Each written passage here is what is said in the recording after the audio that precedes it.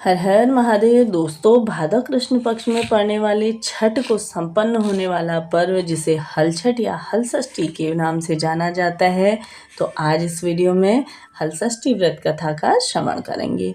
तो जैसा कि एक राजा थे, उन्होंने सागर खुदवाया, घाट बनवाए, परंतु उसमें से पानी नहीं आया।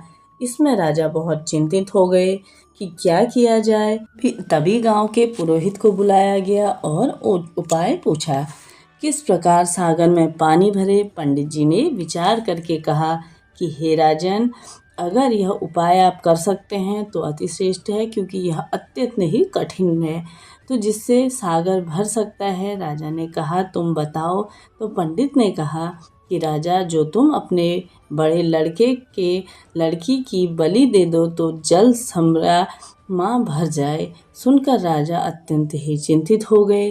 भला कौन महतारी इसी ओहि तो अपय लकिका का बलि देही। राजा विचार करने लगे, सोच में पड़े हुए थे। यह देखकर पंडित ने कहा कि राजा, बात तो बड़ी कठिन है, पर उपाय तो निकालना ही पड़ेगा। हे राजन, यदि तुम अपनी बहू को यह कहकर मायके भेज दो कि तुम्हारी माँ की हालत बहुत खराब है, तो उनका होब जॉब हुआ रहा हो, जाओ जल्दी देख आओ। राजा ने ऐसा ही किया। सुनकर बड़ी दुखी हुई। और आज हलछठ का दिन, यह कौन परेशानी आ रही है। रोती पीटती वह अपनी माँ के पास दौड़ती दौड़ती चली गई। मायके पहुंची, उसकी माँ ने उसे इस तरह से व्याकुल देखा तो चौंक गई। कहने लगी, अरे हमने कहाँ भैया, हम तो ठीक हैं। आजू हलछठ का दिन, ख्यातन को मेड़, लकड़ियन की महतारी का न नाघे न चखी, न ख्यात न मध्यावे का चही। तुम भला रोती पीटती इस तरह से क्यों आई, इसे आज क्यों चली आई।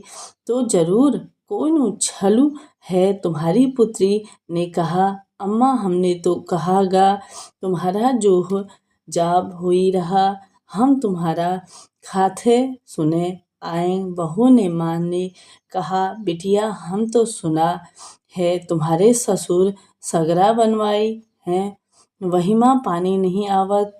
कोनो का बलि दीन जाई तो तभी पानी आए। बिटिया तुमरेन साथे घात कीन होगा है, तुम जल्दी से जाओ।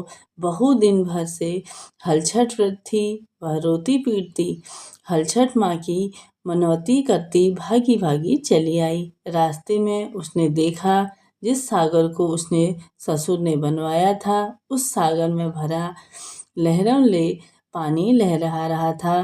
पुतई पात लहरा रहे, वहीं एक बालक खेल रहा है। वह उसी सागर की ओर दौड़ती हुई गई। देखा तो यह तो उन्हीं का पुत्र था। उन्होंने उसे उठा लिया, चूमने लगी और हलछठ माता को मनाने लगी।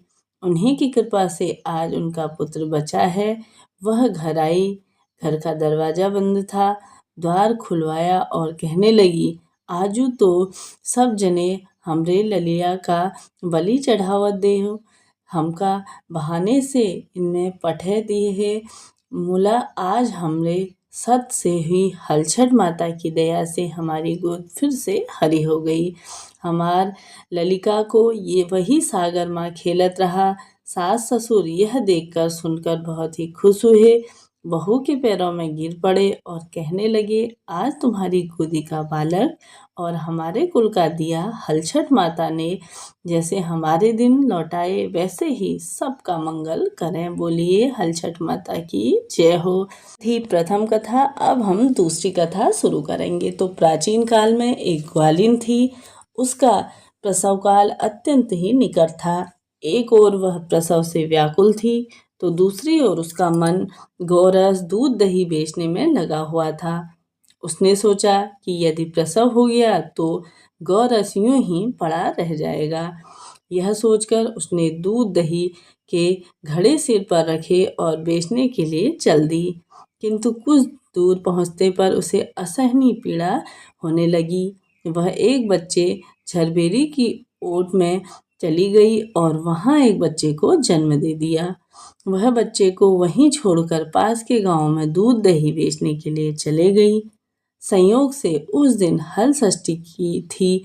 गाय भैंस से मिश्रित दूध को केवल भैंस का दूध बताकर उसने सीधे साधे गांव वालों को बेच दिया। उधर जिस झरबेली में के नीचे उसने बच्चे को छोड़ा था, उसके समीप ही एक खेत में एक किसान हल जोत रहा था।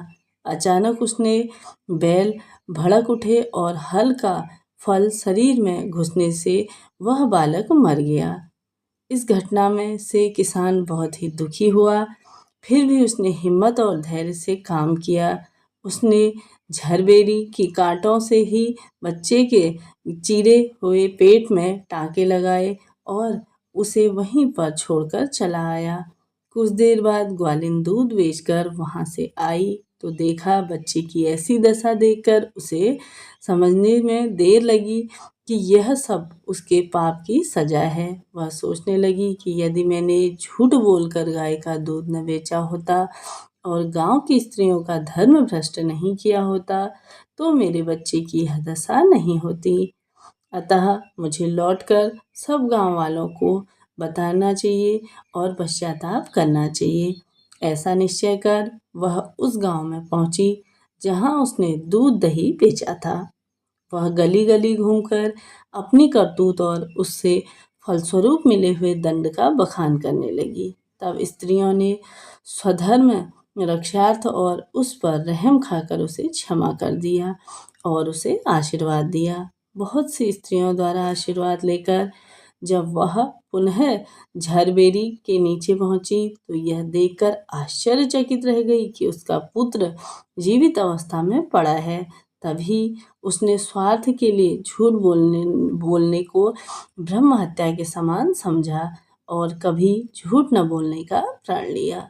तो यह कथा यहाँ पे पूर्ण होती है। मिलते हैं नेक्स्ट वीडियो में, तब तक के लिए हर हर महादेव।